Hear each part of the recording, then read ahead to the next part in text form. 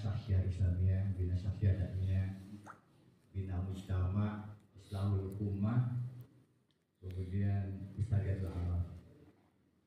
Dalam bahasa Putani walaupun kita sudah bahasakan ya, sebetulnya kita ingin mengembalikan kembali ini ada khilafah Islamiyah yang sudah kemudian terporak-porandakan oleh agenda-agenda kemudian walakat kali Yahudi dan Nasrani dan tidak tahu mereka benar berhasil ya, kemudian dalam perjuangannya sampai kemudian mereka mendirikan negara Yahudi, negara Israel di Palestina. Itu perjuangan panjang kita ke depan seperti itu. Nah, sebetulnya kalau untuk baca kembali di manhaj Islam ya, ada 3 persoalan penting yang harus senantiasa kita pahami. Bahwa pertama, wasilah dakwah yang tidak boleh, tidak ada.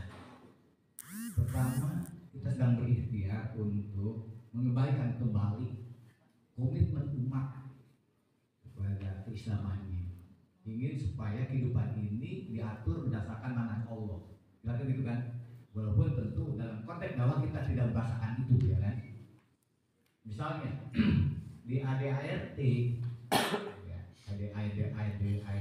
ADART partai, visi kita adalah ingin menjadi pelopor perwujudan cita-cita nasional.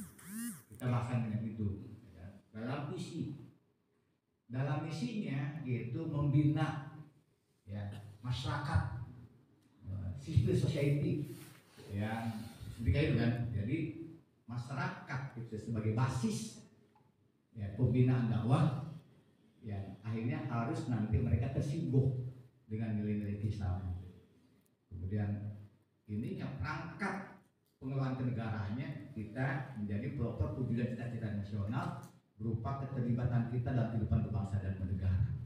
Ya, ada kader yang cukup, baik yang ada di legislatif, kemudian yang di eksekutif ataupun di yudikatif ataupun dalam berbagai tugas-tugas dalam pengembangan kebangsaan dan kenegaraan. Kira-kira tahapannya ke situ. Yang suatu saat boleh jadi Indonesia menjadi negara waktu percontohan ya, sebagai negara yang dikelola berbasis nilai-nilai samawi misalnya. Kita sedang berjuang berlomba dengan negara-negara yang lainnya dalam rangka mengembalikan kembali kepada adab khilafatul Islam gitu kan. Ya sebagaimana misalnya ya komunis punya negara simbolnya ya seperti ya dulu Rusia, sekarang KRC. Ya. Negara bukan kapitalis ya sebagaimana simbolnya ya Eropa, Amerika dan sebagainya. Sekarang Muslim yang sedang hilang kan. Kira-kira itu perjuangan jangka panjang yang ingin kita tempuh. Jadi yang pertama adalah memang kita sedang bagaimana agar kaum muslimin punya komitmen terhadap manhaj Allah. Ya, oleh karena itu 2 agenda penting yang kita lakukan. Pertama adalah mentarbiyah, melahirkan kader-kader baru dari regenerasi para da'inya. Kemudian kedua, bagaimana kita mensyibgoh masyarakat dengan nilai-nilai mulia, nilai luhur ataupun nilai keislaman. Ini 2 agenda besar yang ingin kita lakukan. Sehingga kemudian tahapan-tahapan dakwah kita mulainya dari bina syakhsiyah Islamiyah, kemudian bina syakhsiyah dakwah, kemudian berikutnya bina Baitul Muslim, berikutnya ada bina Mujtama, kemudian Islahul Ummah gitu.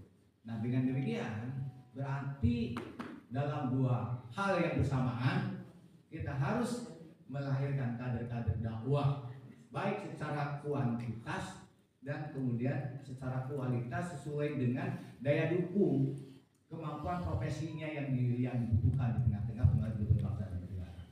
Ya, kira-kira itu.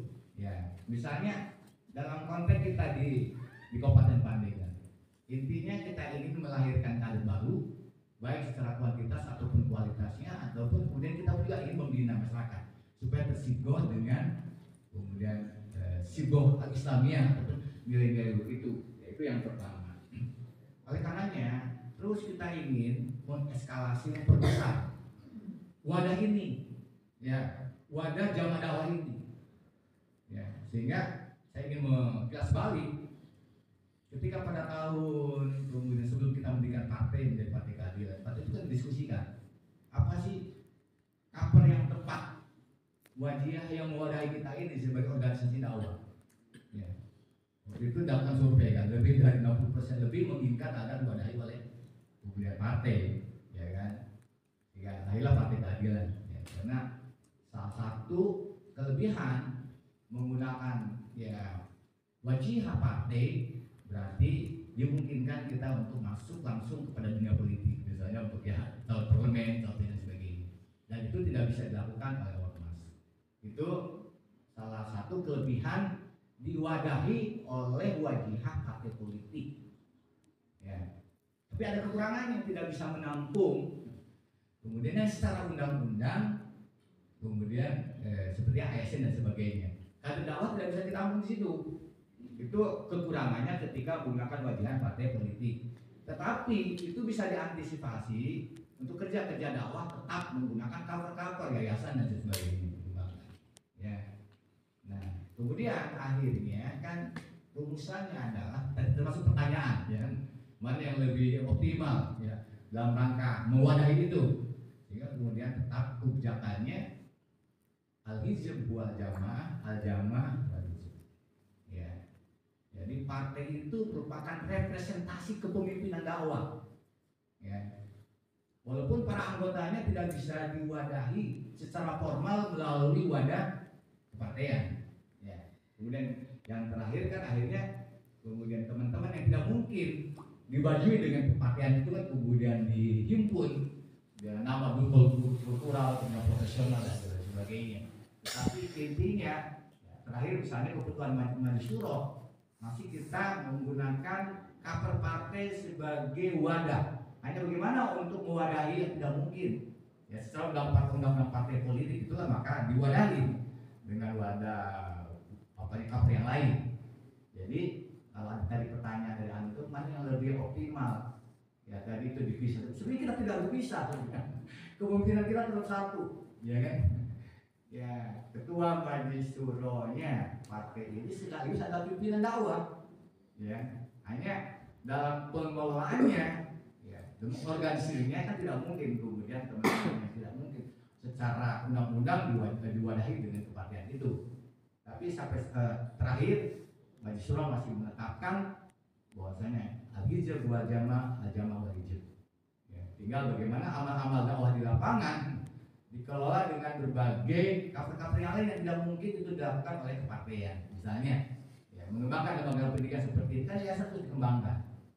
Jadi sementara untuk optimalisasi pengungsian ada dakwah yang tidak mungkin dikapri atau diwadahi oleh kepartaian bisa melakukan amal-amal dakwah di tengah masyarakat menggunakan berbagai wajah yang tersedia yayasan dan sebagainya ataupun organisasi-organisasi yang tersedia. Kira-kira untuk sementara kebijakannya seperti itu, ya. Jadi poin pentingnya pada fase manapun pertumbuhan dakwah kita masih banyak lagi membutuhkan, ya, kader-kader dakwah, ya, baik secara jumlah ataupun kompetensi yang dimungkinkan. Ya, kalau secara birokrasi saja, kalau kepemimpinan mulai dari pusat, ya kan. Kalau kita ingin mengisi ruang-ruang itu, ya. Di kelembagaan pusat saja banyak berapa ratus kelembagaan. Idealnya di setiap lembaga-lembaga strategis di situ ada kader dakwah. Itu di pusat. Demikian juga di tingkat provinsi, ya. Baik di cabang legislatifnya, di cabang eksekutifnya, atau yudikatifnya, idealnya di situ ada kader-kader dakwah. Ya. Tidak ada yang kosong. Sekarang kan belum terjadi pemerataan itu, masih itu berbasis kemudian struktur kelembagaan kenegaraan, ya. Ya, kita baru misalnya untuk kepemimpinan tingkat provinsi saja baru berapa provinsi yang kita yang kader dakwah gak yang gubernurnya, ya, di beberapa tempat hilang, ya kan, NTB hilang, kan? NTB hilang, kemudian Jawa Barat hilang, ya, itu kita punya gubernur di Maluku Utara, berarti yang masih yang tersisa untuk kepemimpinan level provinsi baru di Sumatera Barat, ya, masih Sumatera Barat, mana lagi? Ada lagi kayak gitu provinsi ini. Lo Sumatera? Jakarta. Hah? Banten ya wakil. Tapi kan aku tahu artinya belum tidak dipersiapkan betul-betul artinya yang sudah pada level kekaderannya secara mustawa tarbawinya. Ya. Idealnya Level-level strategi seperti kayak gitu ya minimalnya ada kadernya ada kalimat misalnya kan. Harus amilin gitu kan maunya ya. Demikian juga presidennya gitu kan. Beda kan. Ya, seperti yang saya sampaikan tadi. Ya, misalnya Mesir kemudian yang menjadi presiden yang terpilih menjadi presiden kan itu levelnya dua level tertinggi. level kekaderannya, level tarbawinya. Ya kan? Tidak begitu. Kalau mau optimal. Ya kan? Ya, jadi gubernurnya adalah kader A5 ya, kemudian bupati dan wali kota juga kader A5 ya, kalau bisa ke depannya para camat juga demikian ya kan ya. Sekarang kader A5 ada berapa? Jangan kan kader A5, A4-nya ada berapa? Ya. Jadi itu baru untuk mengisi ruang-ruang kepemimpinan formal mulai dari presiden, kepala daerah provinsi, kabupaten kota, nanti kepemimpinan formal ada tingkat kecamatan. Kepemimpinan formal secara birokrasi ada di tingkat desa. Berapa? Kader inti yang sudah jadi kepala desa ada berapa? Jadi menghitung kebutuhan kepemimpinan secara formal saja, mulai dari tingkat pusat untuk yang inti-intinya ya, sampai tingkat desa saja kita baru mengisi berapa buah. Untuk tadi punya desa di sini ada 300 kan? 339. Ada nggak kader pelopor yang sudah jadi kepala desa? Satu. Dari 300, baru dapat berapa persennya tuh? Ya. Oke ya, itu baru. Satu elemen kepemimpinan. Kan jenis-jenis kepemimpinan banyak. Kepemimpinan di birokrasi, kepemimpinan di legislatif, dengan turunannya kan. Berikutnya di birokrasi. Berapa banyak kepemimpinan dibutuhkan? Berapa banyak menteri yang dibutuhkan? Berapa banyak eselon 1 yang dibutuhkan secara nasional? Berapa banyak eselon 2 yang dibutuhkan? Eselon 2 kan biasa di provinsi kan? Di provinsi kan nggak ada eselon 2 ya? Sekda itu eselon berapa? 2 kan? Tertinggi eselon 2 di provinsi kan? Kabupaten kota eselon 2 kan? Berbicara tentang eselon 2, berapa banyak eselon 2 yang dibutuhkan? Ya walaupun tidak mengisi 100%-nya, kalau ingin terkondisikan berapa persennya misalnya, itu harus punya proyeksi ke depannya. Oleh karena itu dari sejak awal kita punya namanya Grand Design, ya al-khututul arido, ya mobilitas vertikal dan horizontal. Ya. Mobilitas vertikal itu mengisi ruang-ruang kepemimpinan di setiap level, itu namanya mobilitas vertikal. Mobilitas horizontal mengisi ruang-ruang kepemimpinan yang yang ada di publik ataupun di sektor private, ya menjadi kepemimpinan bisnis, kepemimpinan sosial, kepemimpinan di organisasi profesi, ya kan? Kalau kita ingin beramal dakwah secara sumul, ya secara sumul, ya secara konsep kita sudah sumul, tetapi dalam prakteknya perlu bertahap karena ada ruang-ruang yang belum terisi. Ya, kan dakwah kita dakwah sumul. Politik itu ada salah satu segmen dari amal dakwah. Politik itu hanya segmen karena lubang banyak. Ya, tidak mungkin hanya mengisi dari presidennya. Ada presidennya, tetapi para menteri-menterinya kemudian tidak membawa misi dakwah juga sulit juga dong. Berarti bukan hanya dakwah ini, bukan hanya ngisi pos tertingginya. Kan demikian. Nah, kenapa saya ingin mengajak untuk memetakan itu? Misalnya yang lebih kecil atau ke Pandeglang di sini. Lihat aja petakan sekarang. Tadi berbicara tentang berbasis desa ada 300 berapa? 339. Berbasis kecamatan ada berapa kecamatan? 30 kecamatan. Ada enggak kader dakwah yang sudah camat? Itu. Ya, di level ininya. Dinas misalnya ada berapa dinas di kabupaten ini? Oke, berapa yang disitu ada kader dakwah? Jangankan itu, ke basisnya basis politiknya. Anggota legislatifnya ada berapa? Enggak, bukan ya, sudah berapa anggotanya? 50. Antum baru ngisi 6. Ya. Kalau kami pasti kalah itu. Kalau masih kalah terus sudah harus voting. Anak dulu tahun 1999 1. Tapi alhamdulillah buat persatu ada punya keberanian itu walaupun sebenarnya agak pribadi baik itu dengan akses sendiri dan harus melakukan sesuatu. 1 dari 75 dulu ada. Jadi ketua fraksi jadi ketua komisi, hanya satu orang. Alhamdulillah jadi ketua fraksi gabungan dan kemudian jadi ketua komisi E waktu itu, Esra. Jadi inilah PR kita, ya, ruang politik yang secara formal legislatif pun juga tujuannya 6 dari 50. Ya tentu belum begitu besar pengaruhnya, hanya punya 6 jadi pimpinan komisi enggak? Wakil begitu ya. Dapat nggak pimpinan komisi? Lepas ya. Jadi pimpinan DPRD juga enggak? Iya. Jadi kita baru mengisi segmen-segmen ruang dakwah dalam konteks kebangsaan, kenegaraan, dalam konteks kedaerahan itu baru sekian persennya. Kenapa? Jumlah kadernya masih belum memadai, belum cukup untuk melakukan sebuah perubahan yang besar. Karena belum ada pemerataan kader dakwah secara proporsional, tersebar. Kenapa demikian terjadi? Karena kadernya dikit. Kenapa terjadi? Karena produktivitas kita melahirkan kader dakwah baru juga kurang. Karena 60% kader intinya juga tidak punya binaan, itu problemnya. Ya. Dari gambar sebetulnya kita ingin berdakwah secara total, secara komprehensif. Seluruh ruang hikmat kita ingin berada di situ. Idealnya supaya pengaruh nilai-nilai Islam itu bisa kemudian tersebar secara cepat, ya kan? Karena manhaj dakwah kita ini adalah dakwah yang namanya silmiah, ya, pelan tetapi damai, konstitusional. Itu manhaj yang dipegang. Ya, dakwah kita tidak mengambil cara yang terburu-buru, ya, polusi dan sebagainya. Itu bukan manhaj dakwahnya. Dakwah kita bukan. Dakwah kita itu adalah dakwah yang silmiah dan dusturiah, konstitusional, pelan, bertahap, tawajud, terstruktur, sistematis. Itu dakwah yang kita tempuh. Ada tahapan-tahapan tadi itu miwarnya, ya. Tapi sekali lagi, betapapun saat sekarang ini kita sudah masuk kepada wilayah kebangsaan dan kenegaraan, tetapi ada ruang-ruang di bawah yang masih kosong.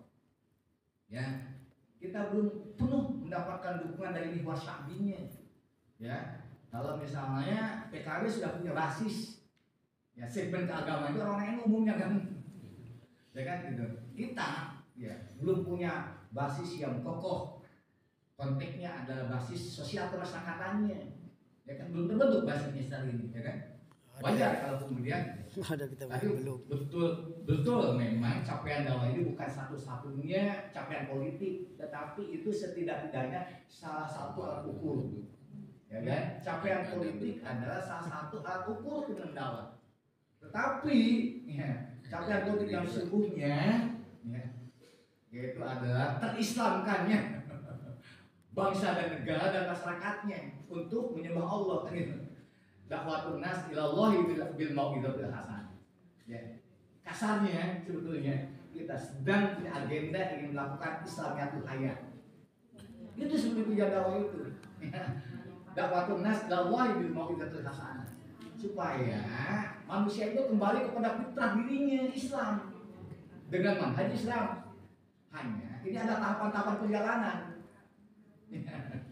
Dalam tahapan-tahapan perjalanan itulah kemudian kita punya ada ERT.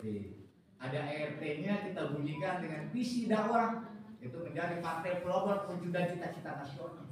Tapi hakikatnya, hakikat dakwah itu kita ingin melakukan islamisasi kehidupan.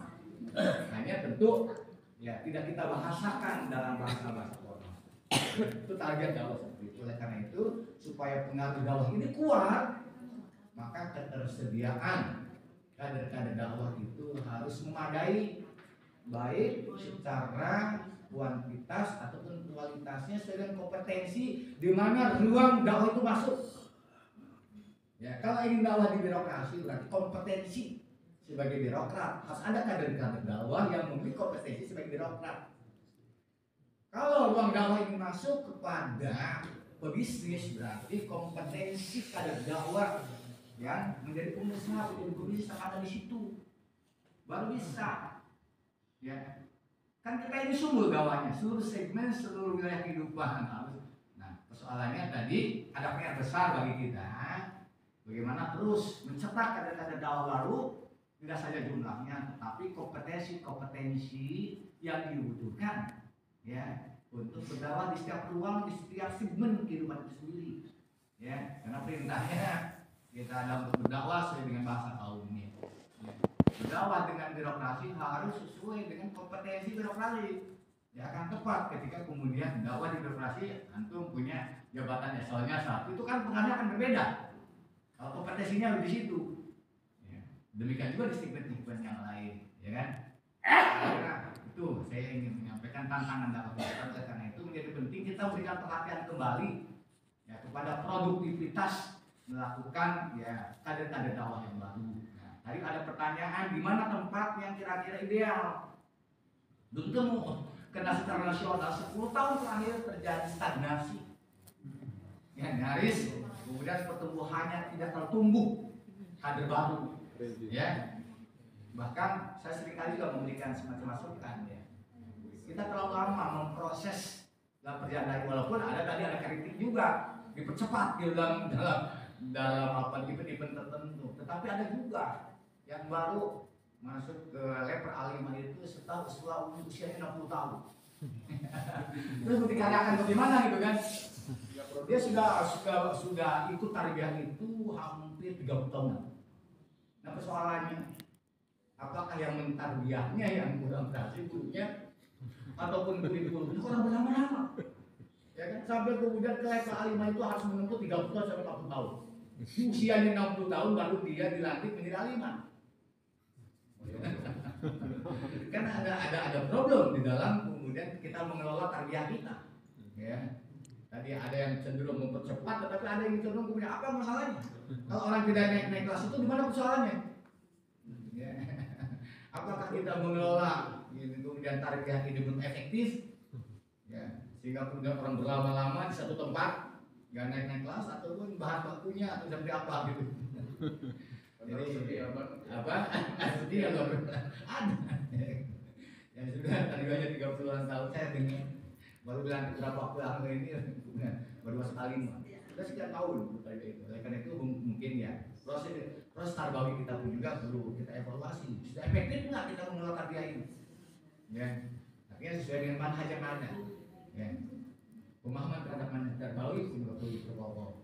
Ya. Jadi pertanyaan tadi, di mana ada tempat kabupaten mana atau provinsi mana yang memiliki model piramida ideal? Bukan ada, nggak ada sama sekali. Setahu saya, mungkin saya karena terakhir 5 tahun terakhir kan saya tidak langsung struktur, ya karena secara tarbawiannya saya nempelnya ke profesional, tapi saya dikaryakan di EPP, ya hidden bagi saya. Jadi saya dikaryakan di EPP hidden. Ya, tetapi secara tarbawi saya nempel ke di profesional. Ya. Jadi saya tidak punya data terakhir di mana daerah yang punya piramida ideal perbandingan dari atas dari A5 sampai di bawahnya itu. Ya. Saya berharap Pak Presiden diberikan contoh gitu. Bagaimana mengelola yang dari kader itu ada sedia. Ya, yang 250 tadi itu. Ya, dikelola dengan baik. Ya, ini bagaimana dikelola dengan baik. Yang 250 ini diperankan dan diberdayakan.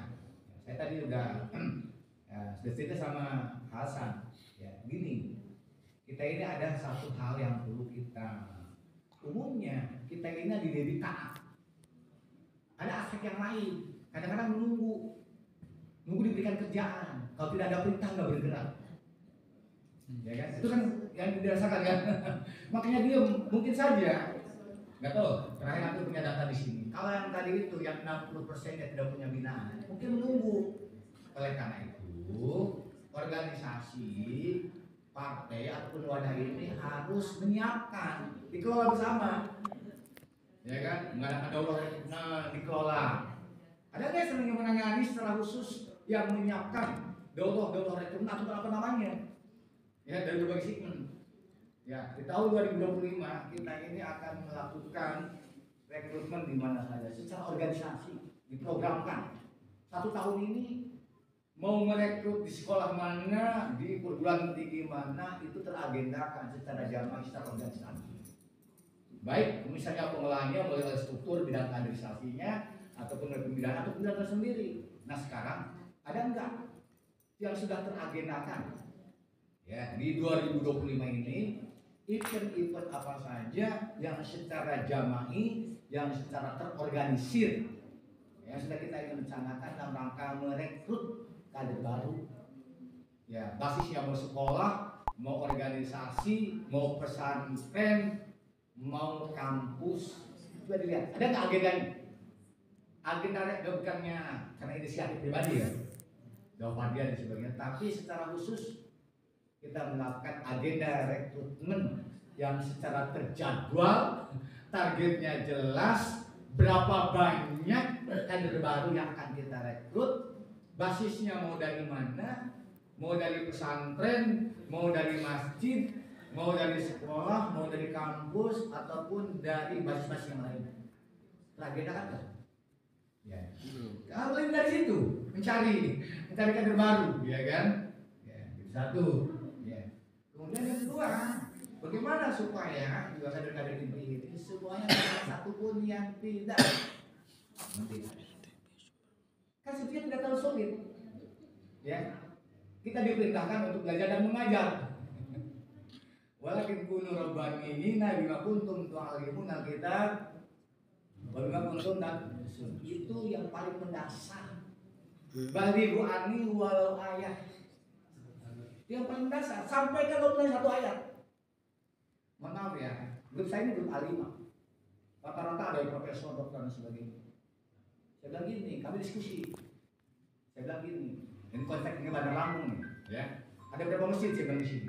Bandar Lampung ada 900-an. Ada berapa kader inti? Mungkin ya kalau di Bandar Lampung itu kader intinya gabungan itu ya lebih dari 600-an. Kalau misalnya di setiap hari Jumat masing-masing turun untuk khotbah. Ada misalnya 500 kader inti yang laki kan? Berarti ada 500 masjid tiap pekan tersibuk. Karena yang punya pikroh, yang punya akhir itu kader. Apa jawaban adalah salah seorang kader itu? Ya kan? A5 kemudian dia udah jadi seorang dosen. Jangankan kami diembeli dengan tugas-tugas keustadan. Itu bahasanya. Ya cukup kami mengajar dan sebagainya. Ini kan dakwah kami. Jadi coba bayangkan ya, pemahaman dakwah tidak komprehensif. Bukankah dakwah yang paling mendasar dari itu? Balighu anni walau ayat. Tugas dakwah yang dilakukan Nabi dan Rasul, waladzi ba'atsa fil ummiyina rasulan minhum yatlu 'alaihim ayatihi wa yuzakkihim wa yu'allimuhumul kitaba wal hikmah wa in kanu min qablati dhalal. Menyampaikan ayat Allah. Ya kan? Itu kan tugas dakwah yang mendasar kan? Waladzi ba'atsa fil ummiyina rasulan minhum yatlu 'alaihim ayatihi wa yuzakkihim wa yu'allimuhumul kitaba wal hikmah. Sudah ditarbiyah puluhan tahunnya saya nggak bisa nyampaikan satu ayat pun. Biasanya gitu, biarkan aja yang membina, yang jadi khotib, kita yang lulusan pesantren, ustaz yang ini, kami jangan dilabeli ustaz kan itu.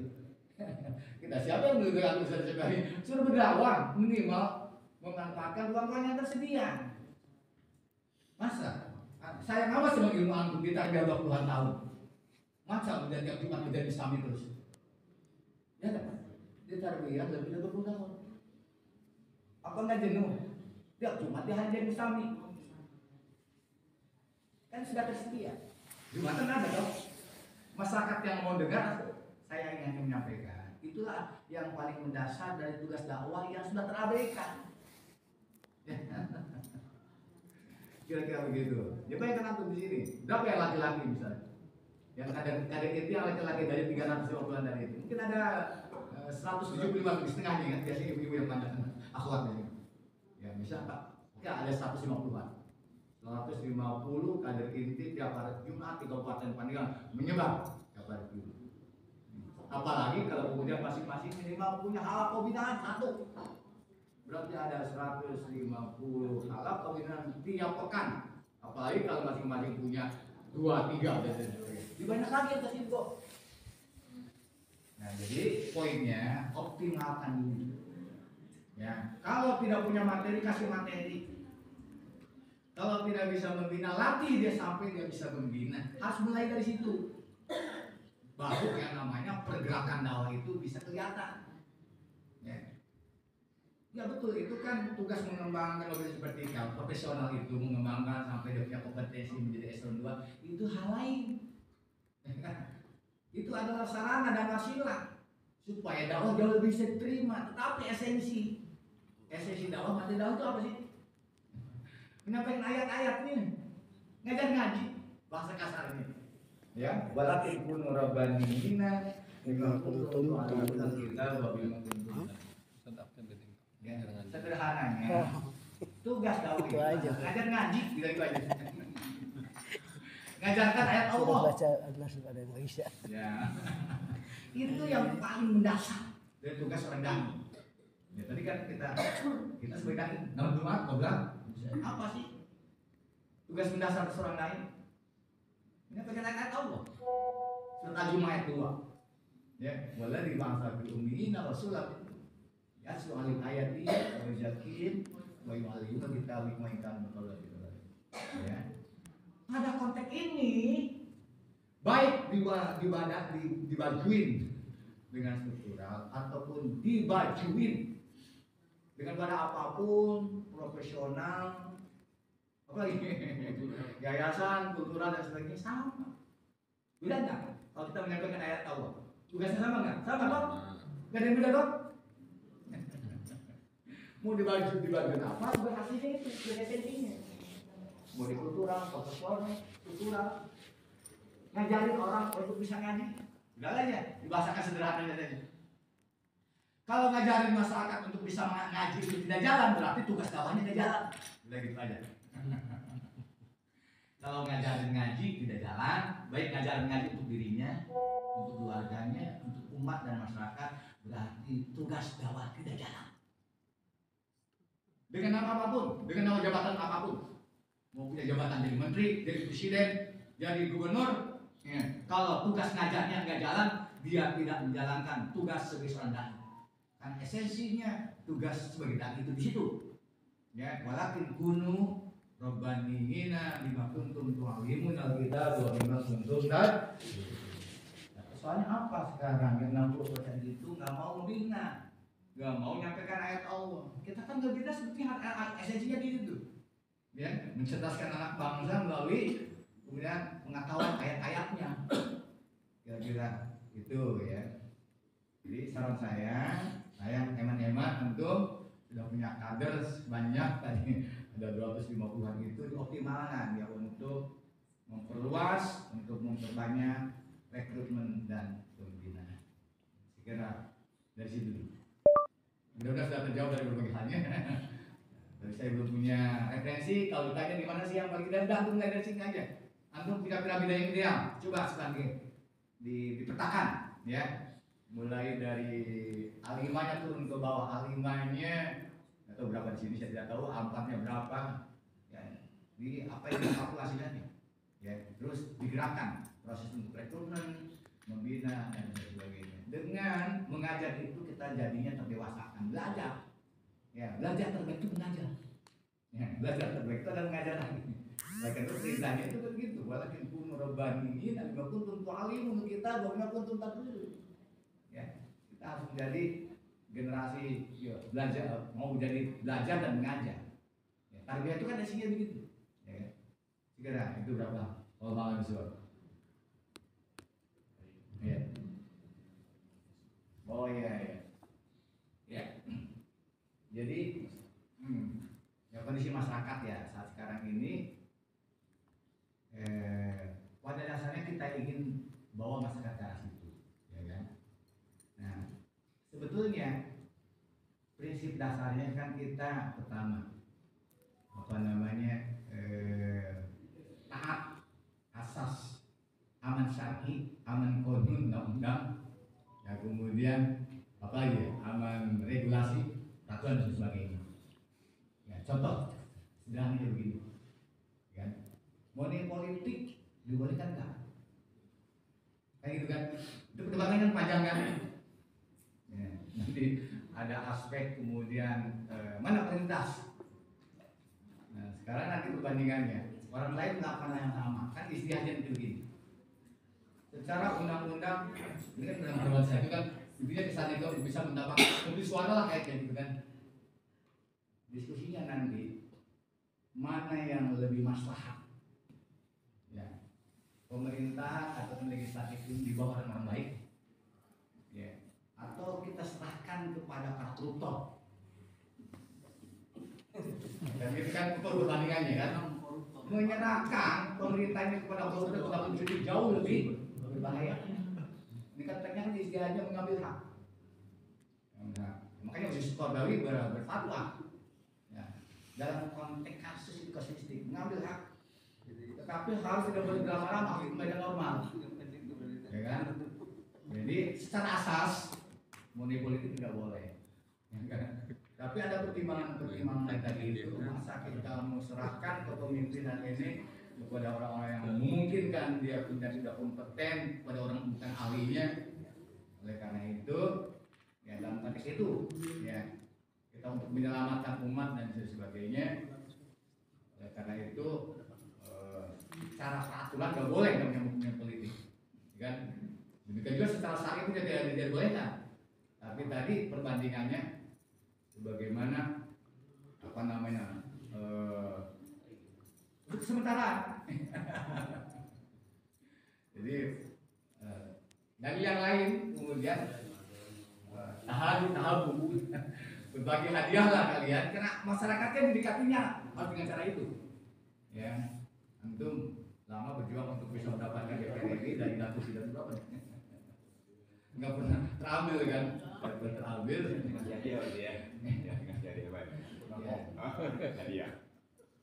Kalau ada cara yang lebih baik tidak melakukan itu, jangan lakukan itu, ya kan, money politik dan sebagainya. Tapi tadi daripada menyerahkan kemudian kekuasaan kemudian kepada yang tidak berkonten, kemungkinan dia punya untuk zolim, kemudian untuk korupsi dan sebagainya, kemungkinan dia kemudian akan berkhianat kepada agama dan sebagainya, kepada umat dan sebagainya. Lebih baik posisi itu kita ambil, itu kan posisi kita rebut. Itu kata sama. Kita itu lagi-lagi dalam kesemutan. Ya. Saya alhamdulillah, ya kan, karena apanya sudah variabel-variabelnya sudah terpenuhi. Yang terakhir kan Ustaz. Ya, saya itu bukan duit. Para kalian disuruh minta seperti itu Ustaz, kami ingin bantu Ustaz. Ya. Walaupun hanya 10.000 per suara Ustaz kan. Yang penting ada. Sebenarnya saya nggak punya uangnya. Saya sudah bismillah aja, memang saya tidak punya kan. Dapilnya satu provinsi bayangkan. Saya bilang bayangkan itu. Ya. Kelurahannya itu, desanya itu ada berapa itu? Ada hampir 2.500-an. Saya bilang kalau model bapak saya minta bantuan seperti itu berapa banyak ngasih belakang? Sudah saya bilang bismillah. Karena saya sudah ada historis, ya kan? 3 kali menjadi anggota DPR. Kemudian juga kemarin juga dapat, tanpa dengan cara kayak gitu. Saya tidak punya keyakinan. Dan yang kedua uangnya nggak ada. Jadi saya tidak melakukan cara kayak itu. Bismillah, membiayai pertemuan dan sebagainya itu kan sudah biasa kan. Kalau misalnya ada masyarakat minta bantuan musola, perbaikan itu saya bantu ala kadarnya untuk kepentingan organisasi, misalnya apa saya bantu gitu. Itu yang saya lakukan. Terakhir di sisi lain uang juga nggak ada. Saya yakin, sebagai insya Allah saya terpilih dengan cara gitu. Itu tidak saya lakukan yang kayak gitu. Tapi tentu kan masing-masing daerah berbeda. Ya, daerah berbeda. Jadi sifatnya adalah kasuistik. Istilah hadiah setempat dan untuk sementara, bukan untuk berkepanjangan gitu kayak gitu. Ya, wallahualam. Terkait tokoh asli Pandeglang itu produktivitasnya luar biasa sampai menjadi anggota DPR. Nggak tahu, ini penjelasan saja. Bisa pulang dan bisa bangun nggak ya? Empat keluarga ini. Jadi wallahualam, saya tidak ada sejarah saya. Saya kan SMA 1 kan, tapi dari SMP, SD saya sudah santai. Ya, pendidikan saya di biasa SD 31 banyak, kemudian SMP 1, SMA 1 ya kan. Ya, dulu saya itu merasa penasaran karena diajar SMA itu tidak pernah diajar oleh guru yang membidanginya. Ya, belajar fisika diajar biologi. Saya bertekad, saya harus jadi guru sebagai itu kan. Akhirnya saya datang ke IKIF, diterima fisika. Kebetulan yang itu fisika waktu itu tahun 80-an agak susah. Ini kan kita ketinggalan. Provinsinya provinsi Jawa Barat. Dengan yang guru fisika matematika susah itu kan. Dan satu saat saya harus jadi guru fisika atau matematika. Dan saya senang fisika. Akhirnya saya masuk IKIF, terima fisika. Tapi karena sanggup cadangan, saya juga daftar di Lampung, masuk ke Fakultas Pertanian. Diterima di Fakultas Pertanian. Ada keluarga dari Lampung yang mengantarkan surat saya diterima. Ada panggilan. Tapi saya sudah daftar di IKIF. Ya, jadi akhirnya saya kuliah 2. Akhirnya saya tinggalkan kampus itu kan. Ya, karena basic saya dari pesantren dan sebagainya, luka agama itu ada kan. Sehingga kemudian saya berinteraksi dengan dakwah ini mulai dari semester 1 dan 2. Tapi belum nyambung. Belum nyambung dengan tarbiyah kan. Baru masuk tarbiyah ke Lampung itu tahun 92. Saya sudah berkeluarga. Tapi nyambung dengan dewan dakwah. Dewan dakwah duluan kan. Nyambungnya. Ya. Nah, dewan dakwah. Karena saya jadi aktivis di masjid, di HMI dan sebagainya, banyak nyambungnya dengan aktivis saya ini dan dewan dakwah. Tidak pernah belum bercita-cita menjadi politisi juga, ya kan? Hanya jadi penggerak dakwah di kampus. Ya, sebenarnya saya tingkat 2, tingkat 3 itu sudah ada masjid baru, Manusia Wasi. Ya, di situ dihantarkan oleh kegiatan dakwah ini lah. Karena waktu itu harus untuk partai, saya menjadi ketua MK provinsi. Dihantarkan menjadi anggota DPRD provinsi. Nah, gitu. Ya, kemudian setelah itu karena tidak mencapai threshold, akhirnya kita bikin PKS. Kemudian saya diantarkan di anggota DPR RI yang dari dapil 2, dapil 1-nya waktu itu Ustaz Jamil. Ya, kita dari sejak 9 Lampung itu sedang mengantarkan ke DPR RI Ustaz Abdul Rohid. Ya, satu-satunya. Ya kan 7 kan, satunya di Lampung. Ya, jadi mengalir saja, kemudian saya begitu. Saya tamat kuliah pun juga, saya sudah disiapkan pondok pesantren sama dewan dakwah. Wilayah yang saya pimpin pondok pesantren mahasiswa Darul Hikmah, dengan tempat mengkader para mahasiswa di situ di pondok pesantren mahasiswa Darul Hikmah. Dan saya juga tidak merasa tidak punya kelebihan apa-apa dari sini, mengalir aja bisa berdakwah gitu kan. Hanya menjadi kader yang baik yang ikut dalam proses dari sejak awal. Jadi kader pertama dari dakwah itu saya, yang pertama disalamin itu saya. Jadi kader pertama. Jadi untuk satu dakwah, saya dari ketua subahnya Sabang, namanya subah. Ya, ketika subah sudah ada, ya beliau menjadi ketua yang namanya waktu itu belum ada partai, namanya Mantiko, ketua Mantiko provinsi. Jadi kapasitasnya bagus ya. poinnya saya mengalir bersama dengan dakwah. Kira-kira begitu. Alhamdulillah sudah menang 2 bersama dakwah. Pernah menjadi calon wali kota 2 kali. Ya, sudah pernah di DPRD 1 kali, DPR RI 3 periode ketiga saya mundur. Sekarang DPRD RI pertanyaan tuh mau pulang kampung nggak, terserah tuh. Suruh ngapain anak di sini? Ya sudah punya perjalanan panjang, silahkan ditimbang-timbang. Kalau harus pulang kampung ke sini seperti apa, 3 minggu apa yang dikerjakan di sini? Ada yang sudah pulang kan? Jangan. Sudah Juli. Udah jadi udah pulang di sini. Kayak gitu udah. Ini udah pulang. Dengan PP Pantau Bantuan. Ya, karena saya di mana kan udah diskusikan. Tadi kan saat ada yang diskusikan. Jai Juli pulang. Sekarang apa kira-kira manfaatnya untuk Itu dakwah? kasih gitu ya. Waktu saya dari sepakat juga, saya dulu didiskusikan terkait dengan transaksi pertahanan sehingga Ustaz Oh iya Juli juga ini kan. Ada Juli. Jadi pada periode yang lalu, yang ke Lampung deh. karena kita tidak menyiapkan integrasi berikutnya, ya kan? Atau Allah tidak dipimpin oleh lain. Tapi kalau aku merasa strategis kaitan kepada keberadaan lembaga dakwah ini, ya, tentu kira perlu dipersiapkan. Jadi malam tadi juga diskusi. Tuan anak saat sekarang ini di jajaran kepengurusan PD Mata Bantuan, ya, memegang ketua bidang 1 bagian kerugian wilayah dan ada keinginan dari para pengurus IPB sekarang ini ingin anak dari ketua PP bersama Anwar di kamarnya tahun 2020. Nah, untuk memberikan pandangan untuk hal ini, kalau kira-kira menjadi ketua PP ada masalah untuk kepentingan perjuangan dan kalau ini baik untuk skala nasional atau untuk kepentingan langsung sendiri bagi bangsa atau tentu saya akan mendengarkan pertimbangan-pertimbangan itu. Baik, sudah aman ya. Saya kira kita rampungkan diskusi ini. Apa masih ada lagi? Cukup. Ya, ngobrol ramai-ramai aja. Ya, karena ada yang menunggu nih durian dan ada yang maghrib. Durian rampung ya? Iya, baik. Durian rampung. Baik, mari kita akhiri pertemuan hari ini. Luar biasa.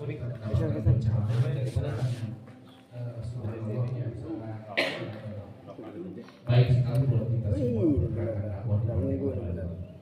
Kita akhiri dengan hamdalah. Alhamdulillahirrahmanirrahim. Assalamualaikum majlis. Subhanallah wa bihamdihi asyhadu an la ilaha illa anta astaghfiruka wa atubu ilaik. Makan durian dulu atau sholat dulu? Ya mari. Ustaz.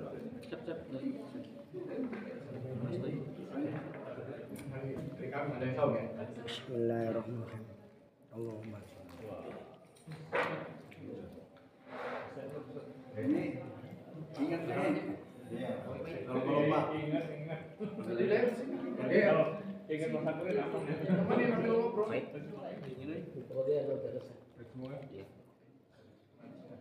Ini ingat nih.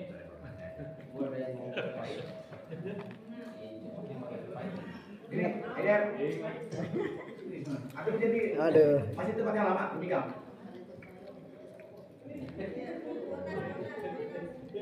Ada lagi. Bukan beda. Nasional. Ya, kualitas kerbau hari ini.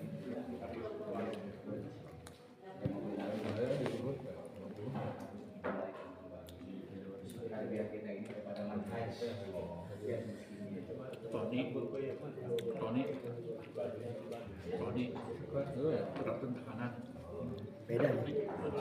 Beda nih. Coba aneh ya. Ini mak kuning warnanya. Nih banyak nih.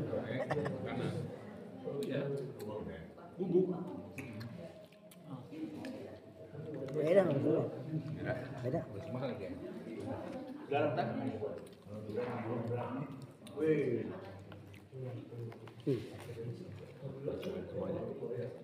Malu kalau sama anak nggak pernah makan.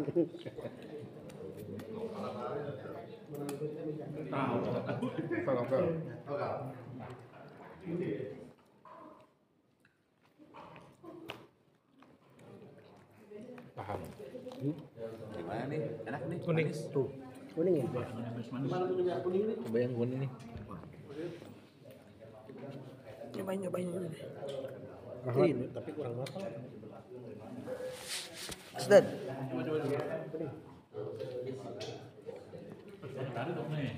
Aduh. Ikut Februari. Ustaz. Nih, bayakan.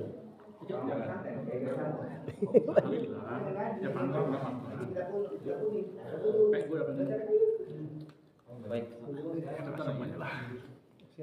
Dapat jersey dari Komisen. Baik. Baik ya? Baik foto. Fotonya ada di itu kan di foto yuk kan. Foto yuk kemarin. Belum.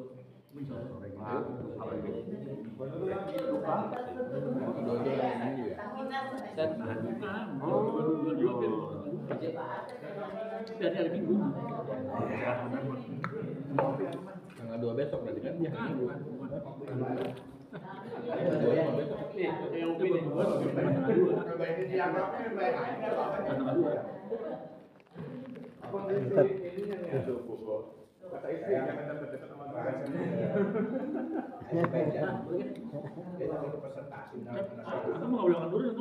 Kemarin saya masih melihat status Pak Asep pengurus di komentari durian. Sekarang belum muncul ya. Pensiun. Dia aja ya. pensiun. Benar ini. Boleh jauh Jadi? capek. Belum duit gitu. Luar biasa. Makannya. Ese ya. Biasa ini. Ya, Udah. Tad, kosong tuh. Kosong. Ini ada sini. Udah nih, udah. Yang ini mantep. Ya, mati ya.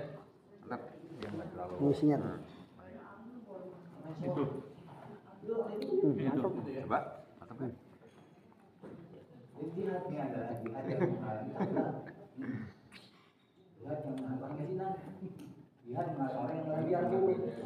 Bentar ya. Begitu ya. Nggak boleh dibarengan sama dulu ya. Kopi. Tuh.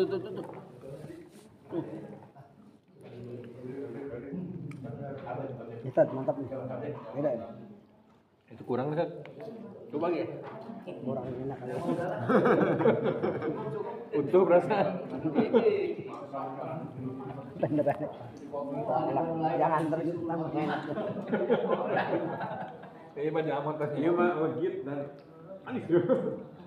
Saya cicing-cicing payah orang itu. Satu rasa kali dulu ya. Nah, Kantor pertemuan kila. panjang. Nih, supaya nggak pusing minum asma. Oh, bang. Langsung gue ada closing ya. Closing nggak nih? Nih, saya bawa nih. Ini mah ceprek. Kurang. Ini becek ya. Kurang bagus, jangan ntar jadi itu antum. Jangan, udah enak, jangan mau. Ntar jadi perasaan jadi enak lagi. Tuh. Aduh. Gimana ini? Oke, udah ini udah ketahuan wajahnya juga.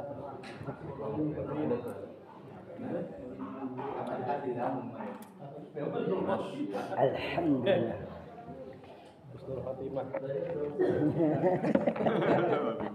Ini diragukan ya? Diragukan. Ini diragukan ya? Jangan. Untuk mengenyangkan mau. Bentuknya bagus nih. Permintaannya untuk mau yaitu OTB. Cari yang warna kuning aja. Bisa. Itu mah nggak gagal sih. Mengenyangkan.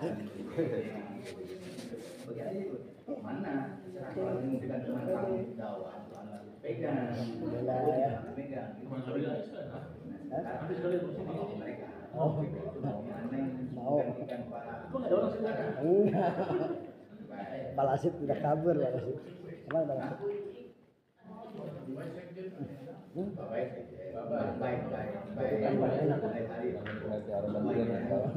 Putus.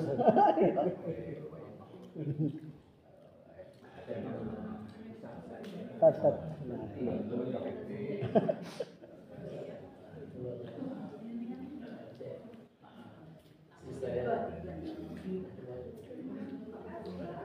Foto dulu, udah sini hadir. Foto dulu, baru hadir.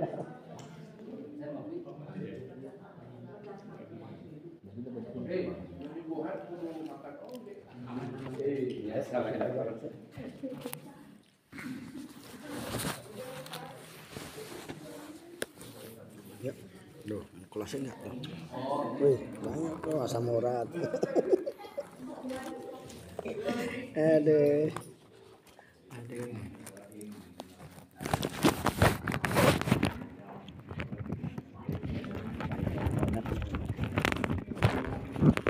Udah tat, yang belum.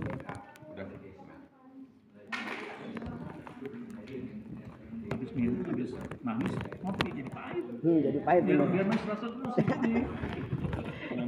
Hilang ya rasa duriannya ya. Ya.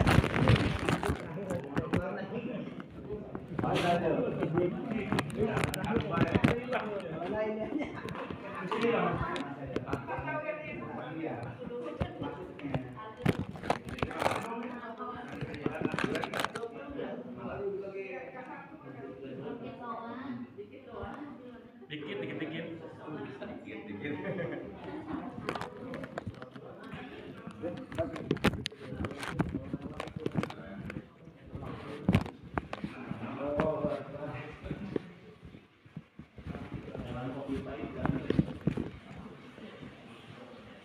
Sebenarnya kopinya manis ya.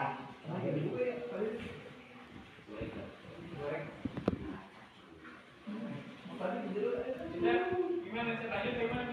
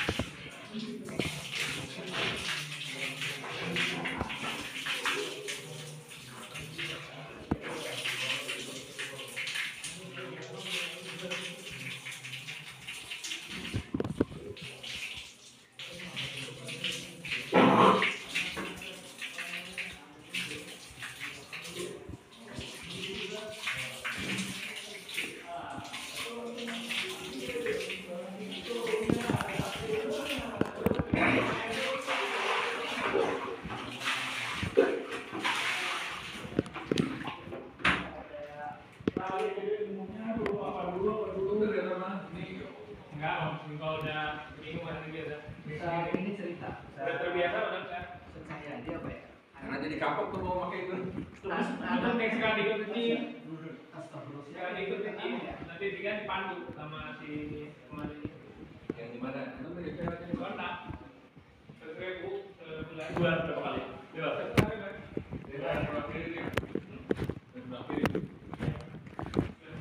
Malam. Kalau mau sendiri dan